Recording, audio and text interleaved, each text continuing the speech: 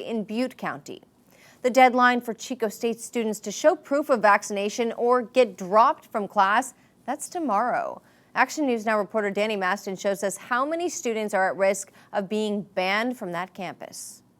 Over 300 students have already been dropped from their classes because they're not vaccinated. I spoke with some students about how they feel about the university's decision to ban the unvaccinated from the campus.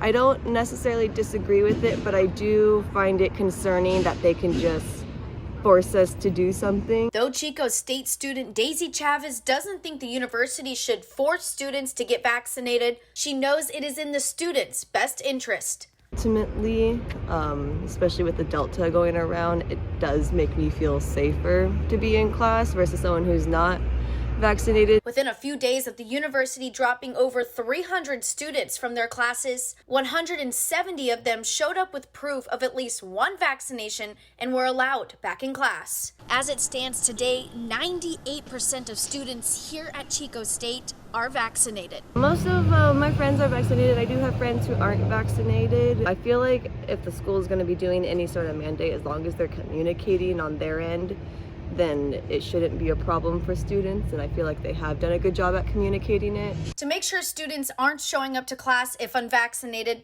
faculty is checking and updating their roster daily.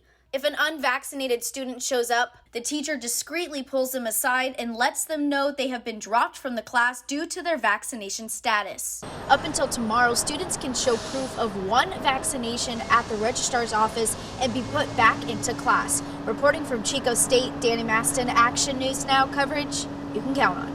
If a student wants to return to in-person class, they must show proof of vaccination by next Thursday and get the instructor to sign off on the return.